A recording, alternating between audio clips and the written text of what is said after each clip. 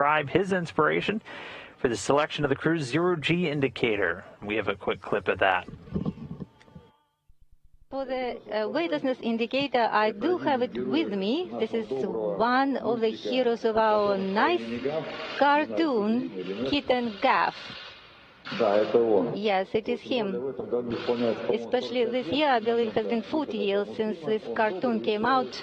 And the story is that the puppy is waiting at home for the kitten that is flying in space.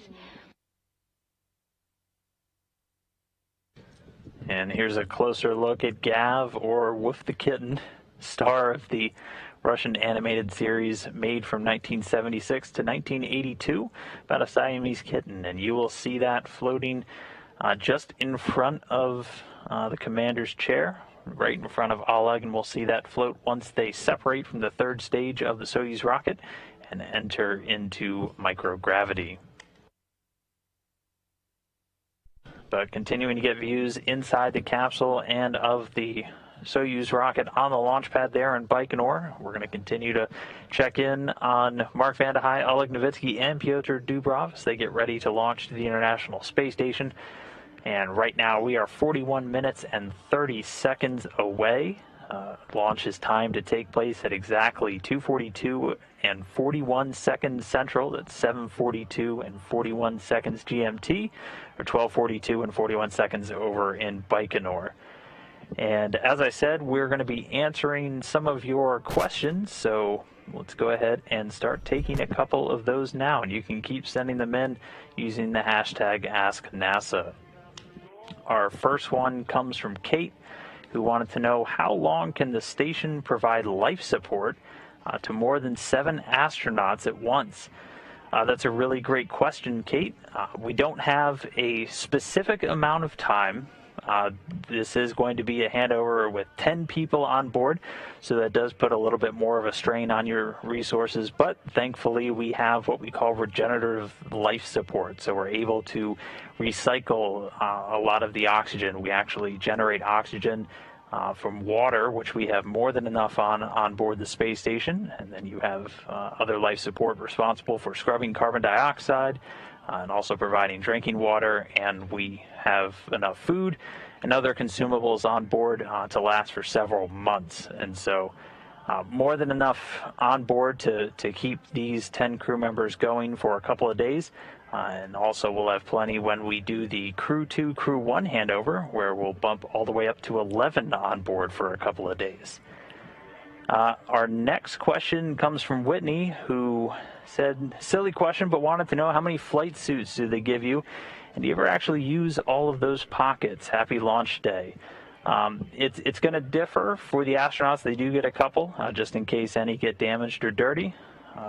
And I will tell you from personal experience, you do end up using a lot of those pockets, and you also end up forgetting stuff in those pockets, only to find it several months later when you put the flight suit back on. All right, and we'll do one more, at least one more. This one from Chrissy, who wanted to know, what will the sleeping arrangements be on the station with 10 people? And we get this question a lot.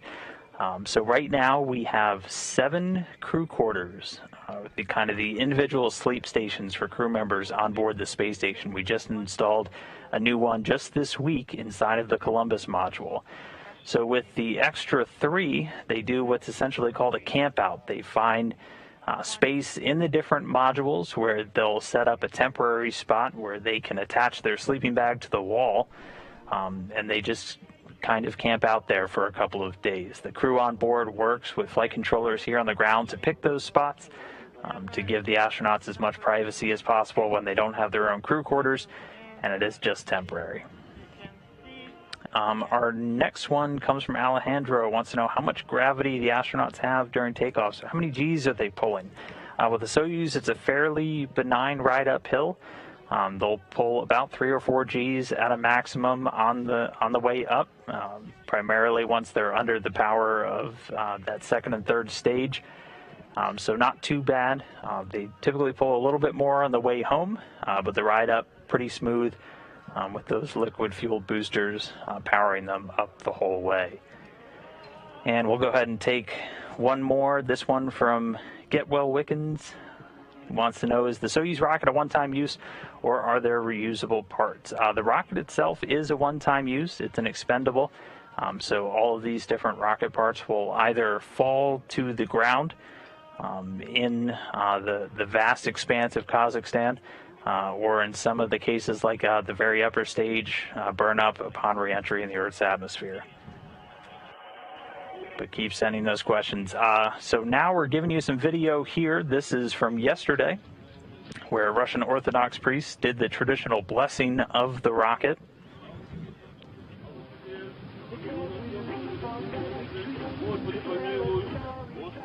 And this is done prior to every single flight, blessing of the rocket, and then it typically will do a blessing of some of the pad engineers and some of the other officials, and then moving over to give the media a quick blessing as well.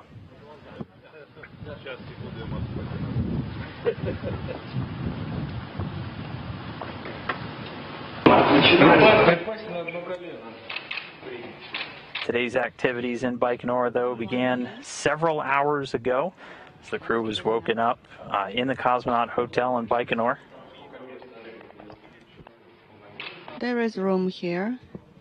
In a time-honored tradition, as you can see our commander doing here before departing, the three crew members signed the door of the rooms they occupied at the Cosmonaut Hotel. It's looking good.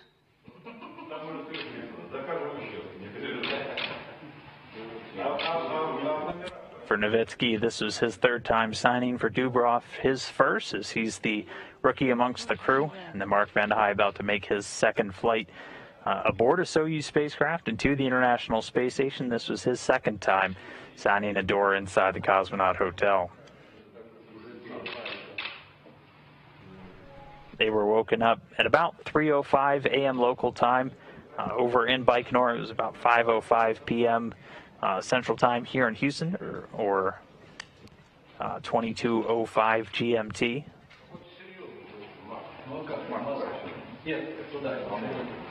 Okay, follow me now. This way. And then just about 3 hours after waking up, the crew departed the Cosmonaut Hotel.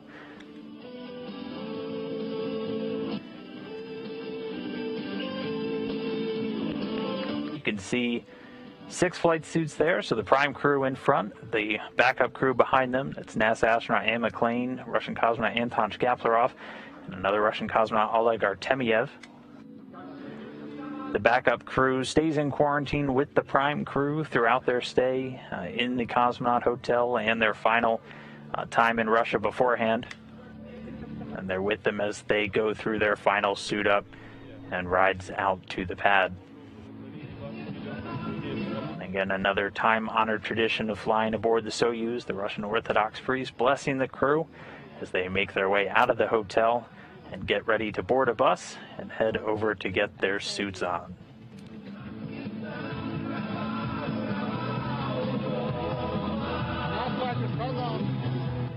That's enough water.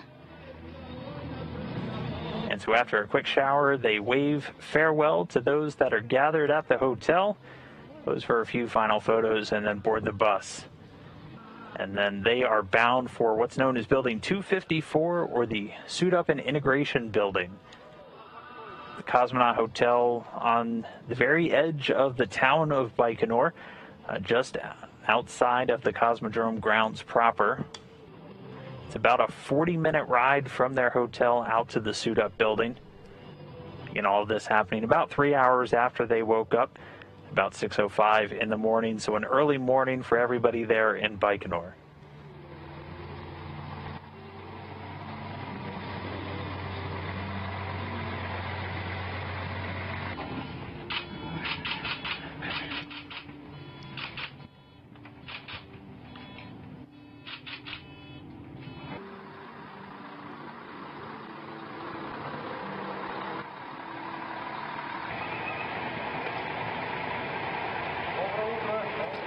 Good morning.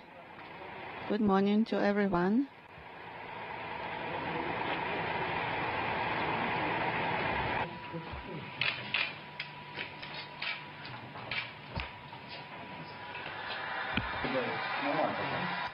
This is good. And so once they arrived at the Integration and Suit-Up Facility, Building 254, the crew underwent some final medical exams and then suited up in their SOCA launch and entry suits. They're in these throughout all of the dynamic phases of flight, so they're essentially wearing these in their very quick, about 3-hour and 25-minute journey up to the space station, so they're wearing them now all the way until they arrive.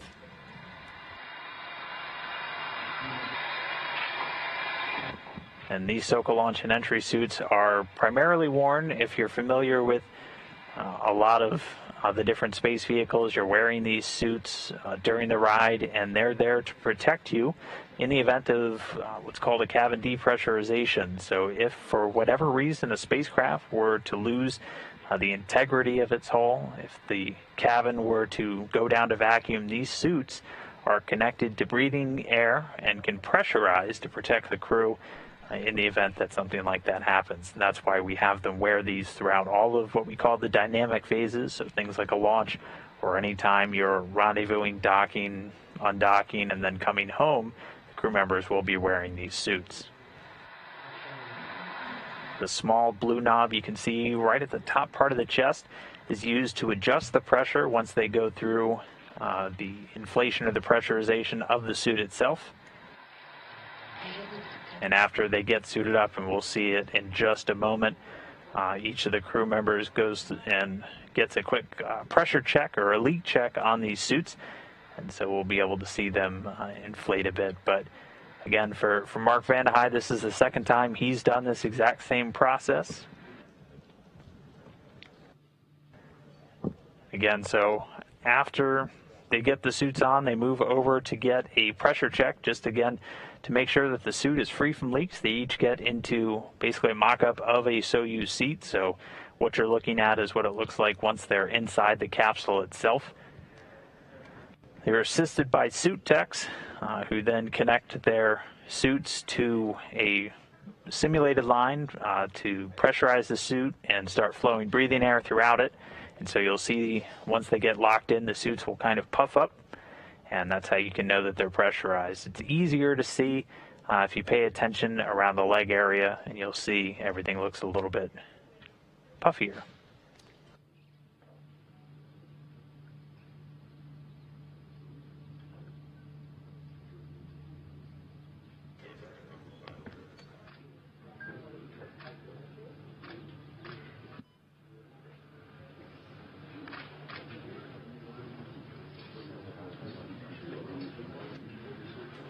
Again, the crew goes through this one at a time. While all this is happening, and we'll see it in just a few moments, there's a pane of glass to help maintain that strict quarantine. That's true for all crew members spending long-duration flights on board the space station. It's not something that we've implemented just in the last year in the current pandemic climate. A quarantine has been standard for crew members bound for the International Space Station for many years, as they're essentially launching into a closed environment, and one of the negative effects of living in microgravity for a long time can actually suppress your immune system. And so we want to make sure crew members are as healthy as possible, not bringing any cold bugs or anything like that up there with them, so they're kept in a very strict quarantine. Access to the crew is extremely limited in this time. And it's typically about the 2 weeks right before they lift off. This is the same for crew members flying on a Soyuz spacecraft. It's the same that we've been putting crew members for that have flown up on the SpaceX Dragon in the last, in the Demo 2 and the Crew 1 flights.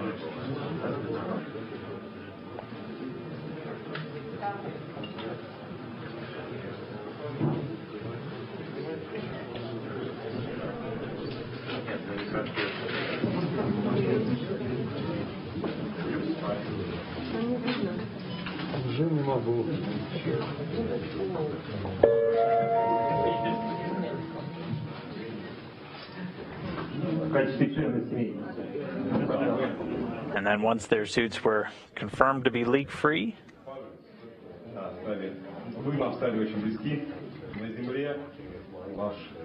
we became very close to you, to the whole crew. And we're always here to support you if you need us.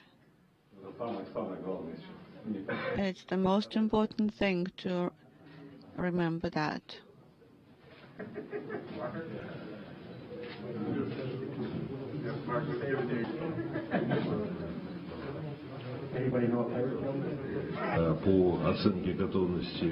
According to the evaluation of readiness for launch,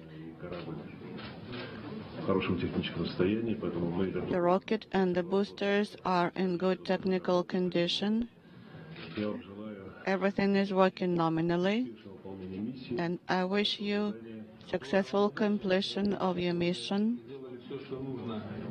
I know you have done everything that has to be done during your preparation stage, and will continue talking to you via Mission Control Center.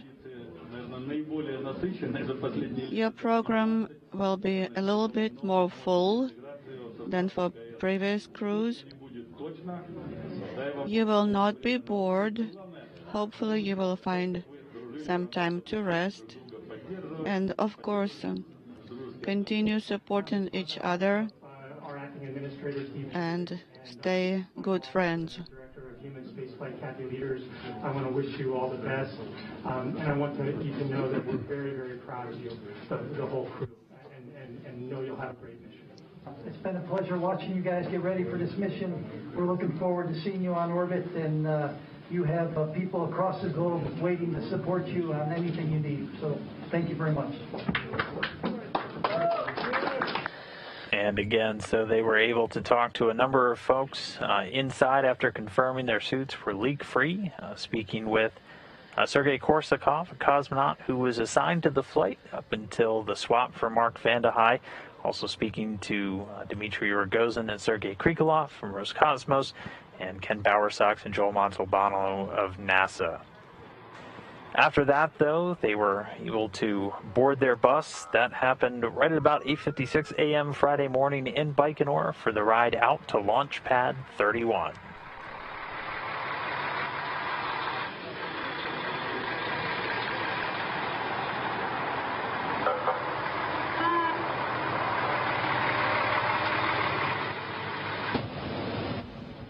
And Launchpad 31 a little bit further away than Gagarin's start, where for years crews have launched from Baikonur to the International Space Station. It took them about 70 minutes to get over to the pad. The crew members being helped again in those Sokol launch and entry suits to make their way to the rocket, head up the elevator for their ride to space.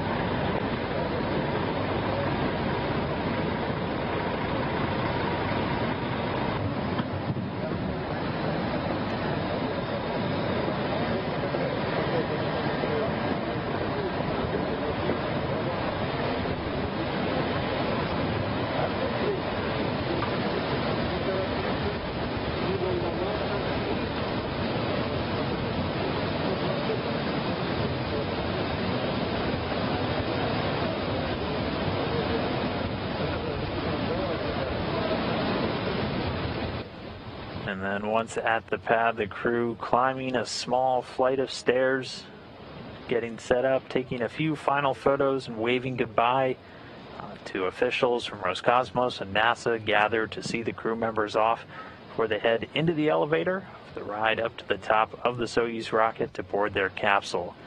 This all took place about 2 hours ago, and since then the crew has been in their seats Again, Oleg Novitskiy is in the center seat. He's the commander of the Soyuz spacecraft. Pyotr Dubrov in the left seat, Mark Vande Hei in the right. Since they've been on board, they've gone through a number of pre-launch checks, confirming good leak check on the Soyuz capsule itself, also doing leak checks on their suits, continuing to speak with the pad engineers and the launch teams down in Baikonur as they continue to count down towards launch. Back now, though, with a live view of that Soyuz, the MS-18 spacecraft, and the Soyuz rocket on the launch pad in Baikonur. And if you're just now joining us, a reminder, liftoff is scheduled at 2:42 a.m. Central Time. That's 7:42 GMT, or 12:42 p.m. over in Baikonur. And as of right now, we are 22 minutes and 5 seconds away from that launch. And as we continue to count down, let's first explore the Soyuz spacecraft in a little bit more detail.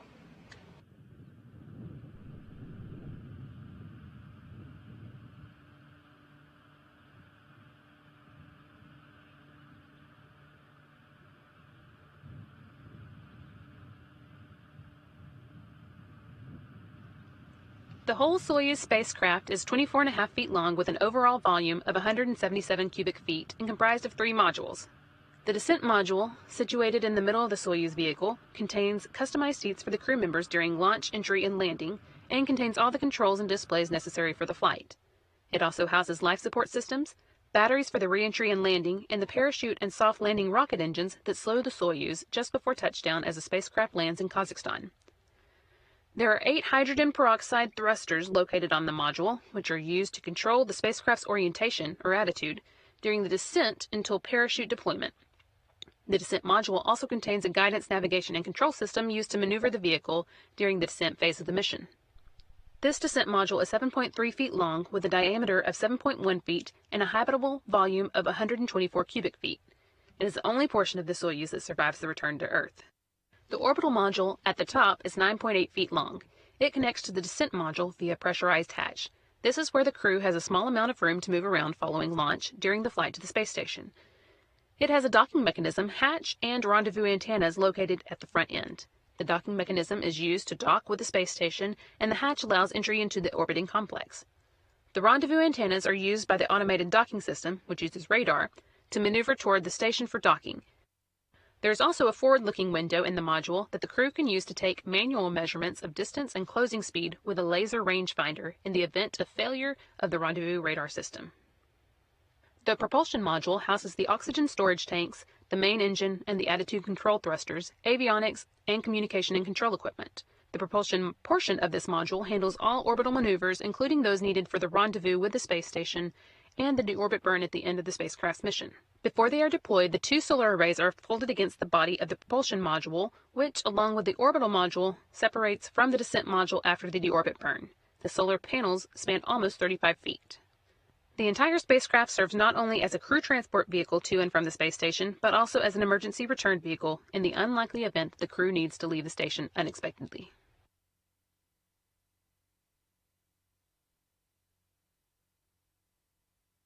And we'll be going through this Soyuz spacecraft in a little bit more detail as we continue to watch it fly up to the International Space Station.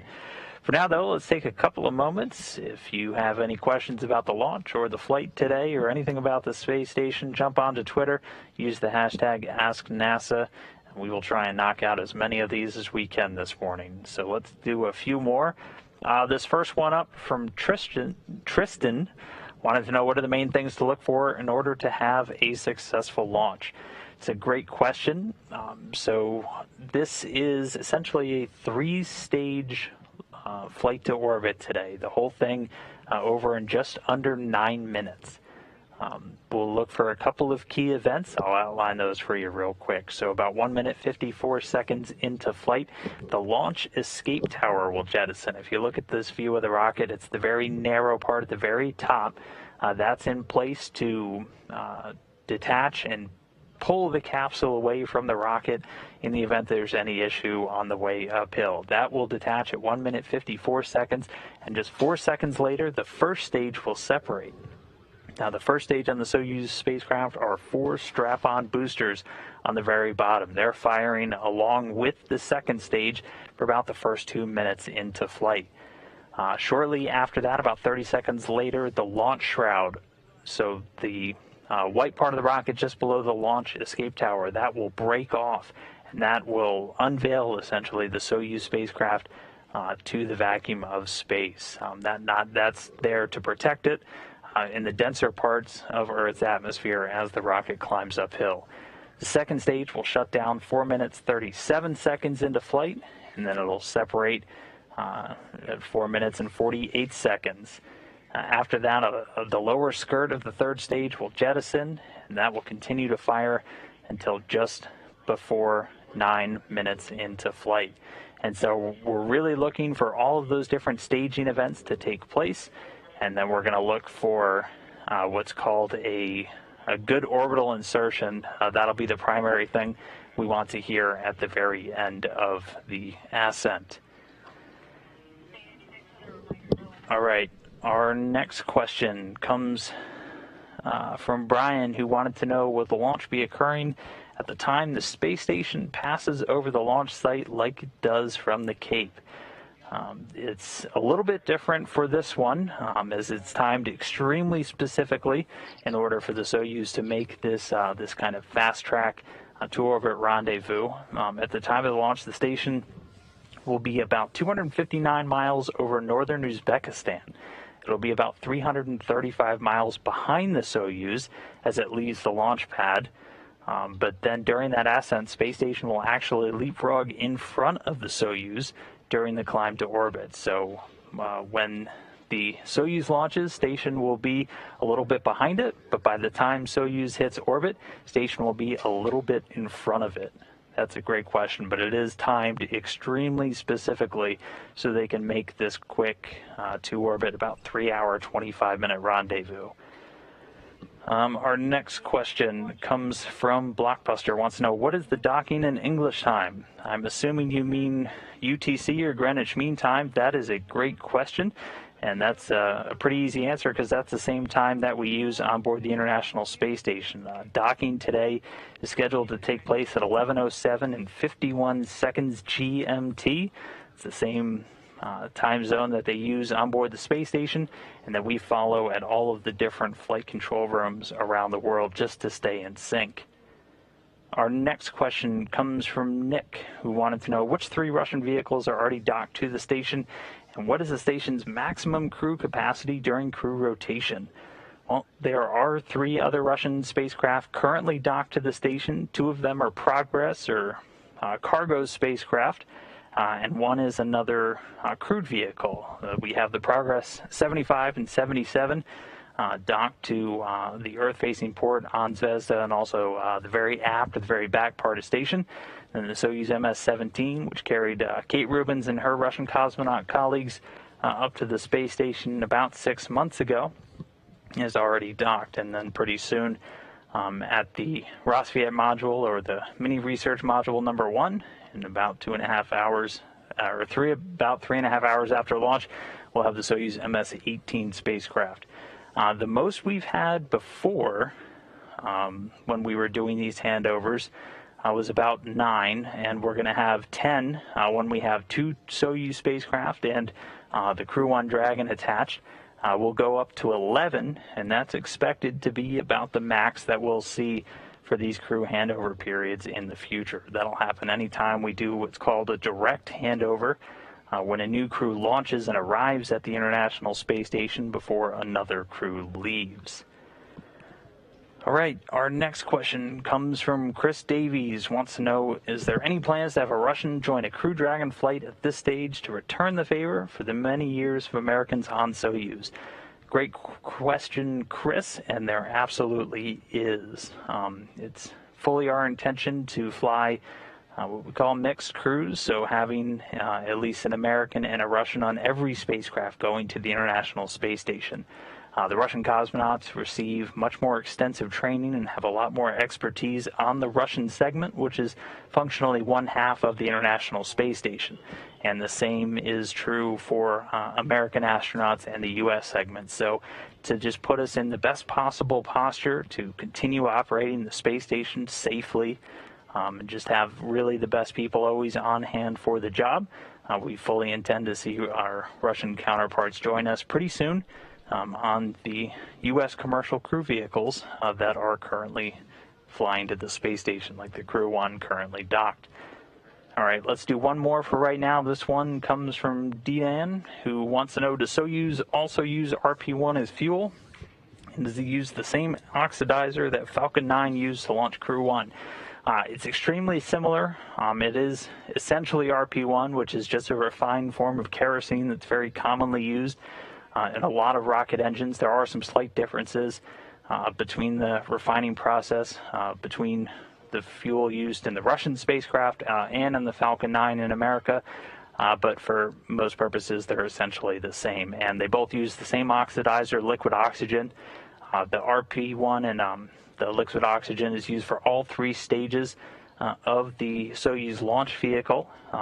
The Soyuz spacecraft itself uses what's called hypergol fuels, or fuels that don't need an ignition source for all of its maneuvers once it reaches on orbit. That'll do it for now for our questions. If you have any more, remember to keep on getting over to Twitter. Use that hashtag AskNASA. We'll get through a few more in the launch show, and then we'll get through a whole bunch once we're on orbit for a rendezvous and docking. But for now, continuing with our live coverage of launch, Mark Vande Hei, Oleg Novitskiy, and Pyotr Dubrov to the International Space Station, getting great views of the Soyuz on the launch pad, and it's clear skies, so should have a great view for launch today. As of right now, we are just 11 minutes and 11 seconds away from liftoff. Again, that's timed for 2:42 a.m. Central Time, 2:42 and 41 seconds to be exact, 12:42 and 41 seconds over there in Baikonur. The spacecraft was mated to its booster, and the three stages were joined together earlier this week on Monday. And then just 24 hours later on Tuesday, the rocket began its trek to the launch pad, taking off right at about 7 a.m. Baikonur time, then arriving less than 2 hours later, where it was raised to its vertical position for the final pre-launch preparations. As of right now, it's poised for launch with the three crew members aboard. The Soyuz spacecraft sits high above those three different stages that we walked through a little bit earlier, which uses that kerosene or RP-1 and liquid oxygen as the propellant. For now, though, why don't we take a little bit deeper dive into the Soyuz booster itself. The Soyuz rocket stands 162 feet tall, weighs about 640,000 pounds, and consists of the Soyuz spacecraft inside a protective shroud at the top and the three-stage Soyuz 2.1A booster below. The first stage has 4 liquid engines strapped to the side of the core vehicle. Each will burn for 1 minute and 58 seconds before they drop away. The core engine of the first stage also serves as the second stage and continues to burn until 4 minutes and 57 seconds into the flight. The third stage has a single engine that will ignite before the separation of the second stage, helping to push it away safely.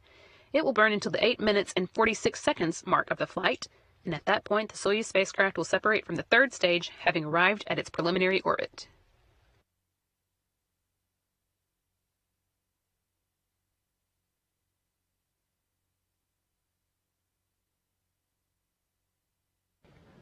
And continuing to get a look at that Soyuz rocket on the pad, again launching from Site 31 at the Baikonur Cosmodrome in Kazakhstan. We're under 10 minutes away. We're just 9 minutes, 4 seconds, 3 seconds, 2 seconds, no seconds away from launch. Continuing to march towards that 2:42 and 41 second a.m. Central Time, 7:42 and 41 seconds GMT. So we're continuing to count down, getting very close now.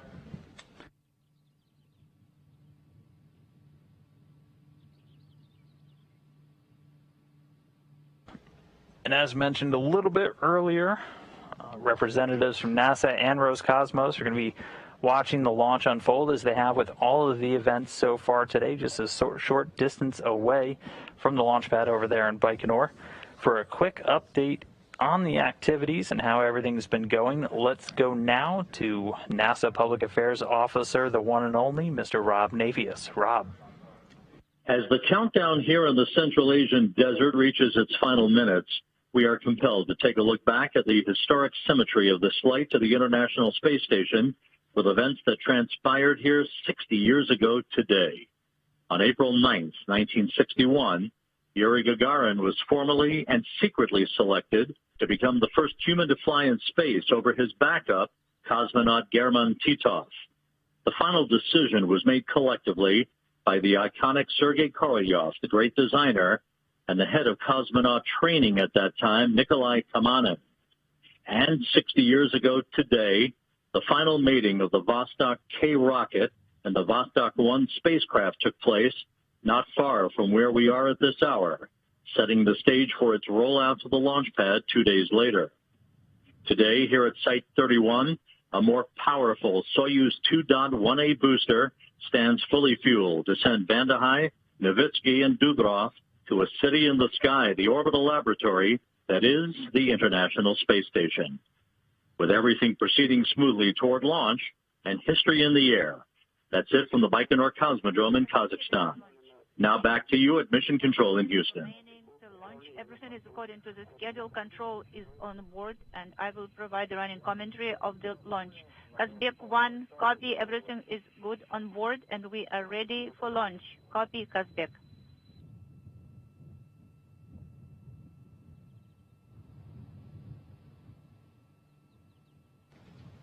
We are just 6.5 minutes away from launch, continuing to hear comms between the Soyuz commander, Oleg Novitskiy, and the blockhouse engineers down there at Baikonur.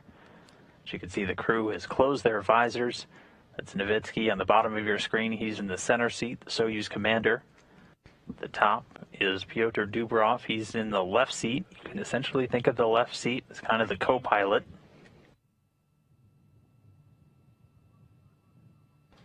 We just got confirmation the launch key has been inserted. And one of potentially the coolest things in all of space flight, there is an actual physical key that is inserted and used to initiate the final launch countdown. At this point, the first and second stage engines are primed and ready for launch. Telemetry has been confirmed and received from the rocket. Again, it's going to be sending telemetry to ground sites all throughout the ride uphill, which is expected to take just under 9 minutes. We're looking for third stage separation about 8 minutes and 49 seconds into flight.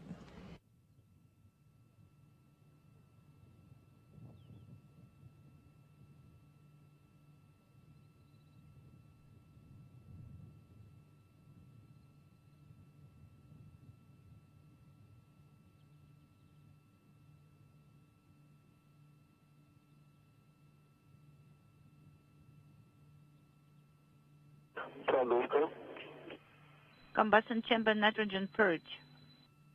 Kazbek, SAC camera number 1 is on. We can see a flight engineer and commander. You just heard combustion chamber nitrogen purge, so they use nitrogen and inert gas to flow through the combustion chamber and purge any vapors or other remnants before they start the full flow of fuel and oxidizer to the engines. Again, using a refined version of kerosene and liquid oxygen to power all of the stages, all three, first, second, and third stages of the Soyuz rocket.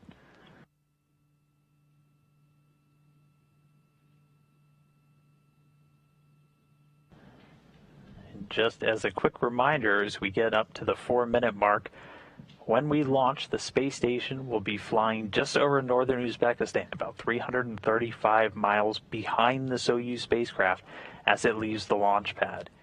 And then by the time it makes the 8-minute, 49-second ride into orbit, the station will have leapfrogged ahead of it, setting it up for that fast track to orbit, about 3-hour and 25-minute rendezvous with the space station.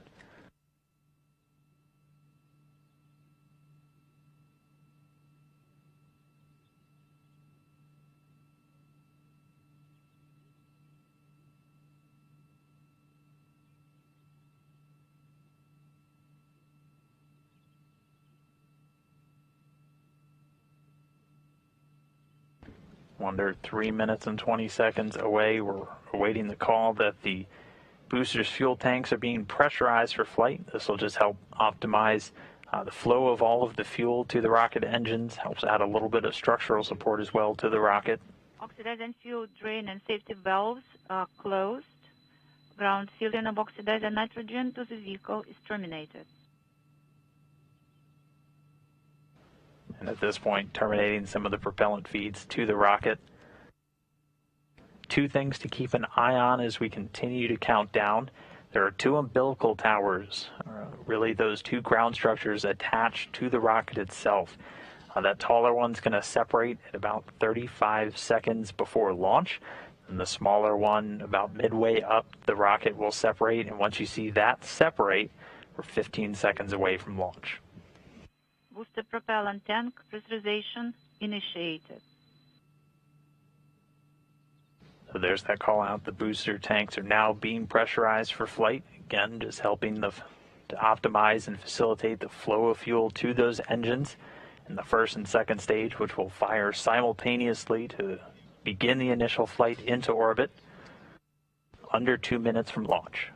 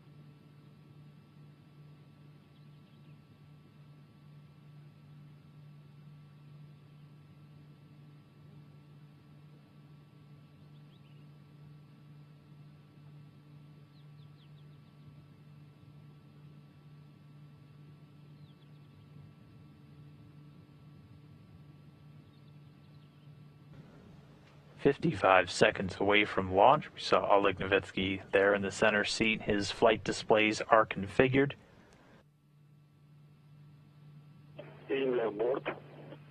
Vehicle to internal power. Ground propellant feed terminated. And right at 35 seconds, the first umbilical tower separating, the vehicle on internal power.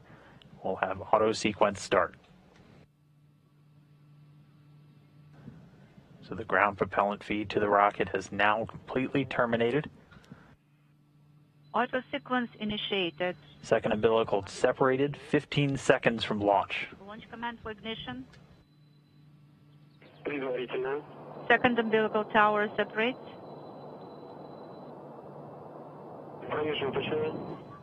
And we see booster ignition. Engines at maximum thrust. And liftoff. Soyuz MS-18 on its way to the International Space Station. 10 seconds, the booster parameters are nominal. Everything is good on board. Hearing nominal performance, the first stage delivering 930,000 pounds of thrust from those 4 first stage boosters and the single core engine. 30 seconds into the flight, the parameters of the booster are nominal. Everything is fine on board. 40 seconds, the vehicle is stable. Everything is good on board. Continuing to hear good performance calls. A quick look inside the capsule. You can see the crew strapped in and monitoring displays as they continue on their way uphill. Just past the 1 minute mark into flight. Feature and roll are nominal.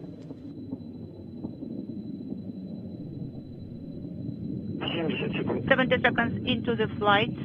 Everything is nominal. We are good on board.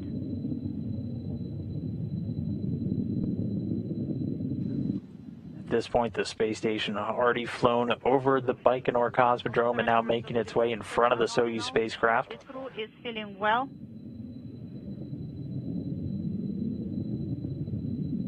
Roughly 90 seconds into flight, the Soyuz rocket already moving more than 2,100 miles per hour, already about 10 miles downrange. Into the flight, all parameters of the booster are nominal.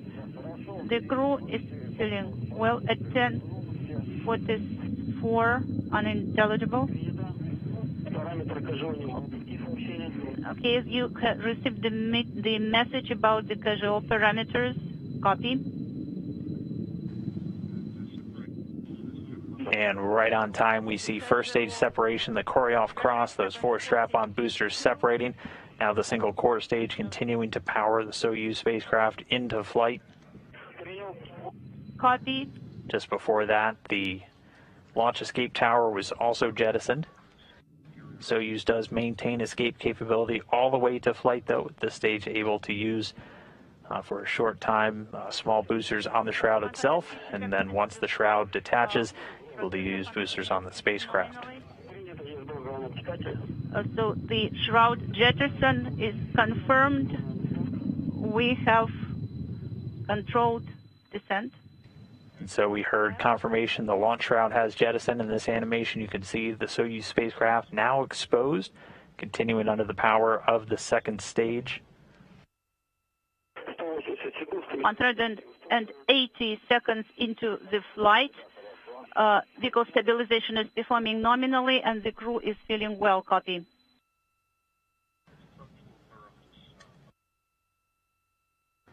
Second stage is going to continue to fire until 4 minutes and 37 seconds into flight, so about another minute and 20 seconds. The second stage thrusters are functioning nominally. Everything is good on board.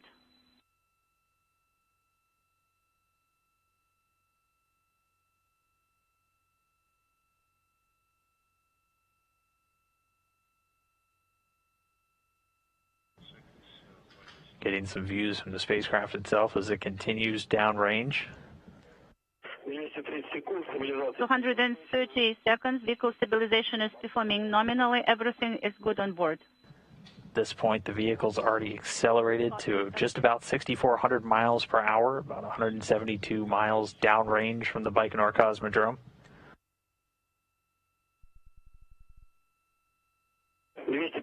So 250 seconds into the flight. Pitch, yaw and roll are nominal. Everything is good on board.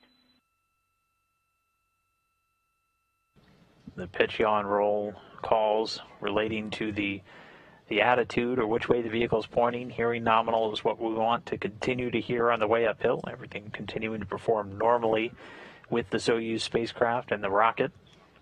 4 minutes and 40 seconds into flight.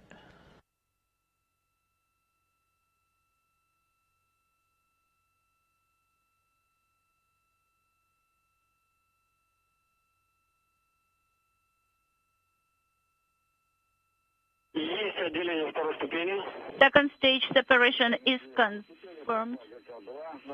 We had data 2. And so we heard good confirmation. Second stage is shut down and separated. You saw a piece fly off there. That was the lower skirt of the third stage. That was jettisoned right on time as it was supposed to. Stabilization is performing nominally, and everything is good on board. Soyuz now being propelled by the single engine of the third stage, providing about 67,000 pounds of thrust. This is going to continue to burn for about 4 minutes. It's going to shut down at 8 minutes and 46 seconds into flight. Into the flight, the third stage is functioning nominally. Everything is good on the board. Copy, Kazbek.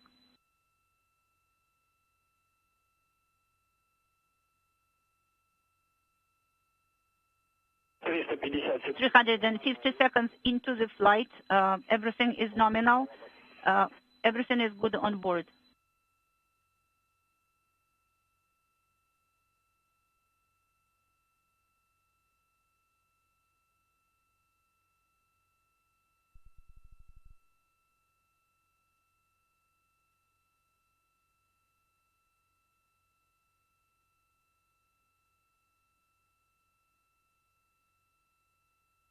$380. 380 seconds into the flight. Third stage thrusters are functioning nominally. The crew are feeling well. Copy, Kazbek.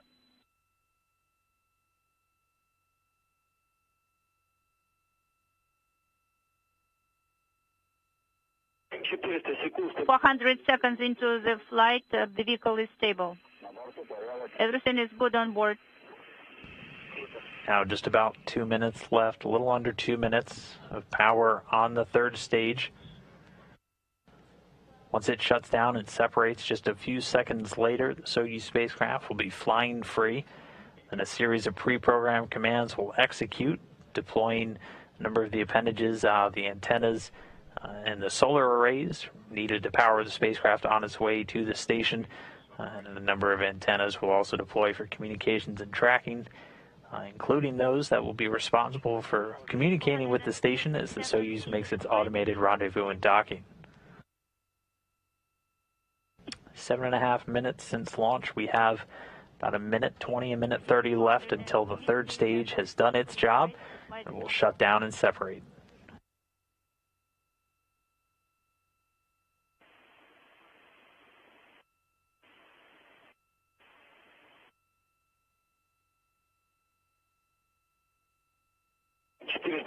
For 170 seconds. Third stage thrusters are functioning nominally. Now in the final minute of powered flight for the Soyuz 2.1A booster. Coming up soon, we'll see third stage shutdown and separation. 190 seconds into the flight, vehicle stabilization is performing nominally, and everything is good on board.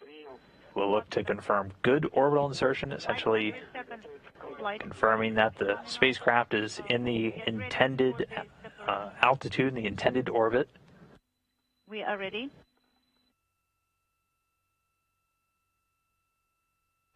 And now standing by for third stage separation, shutdown and separation. 520 seconds into the flight.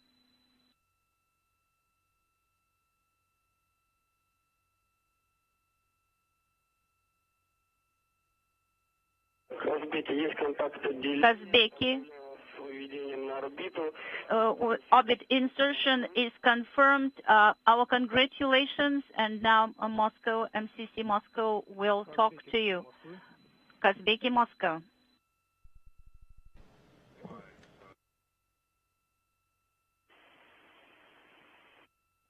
Kazbeki, Moscow.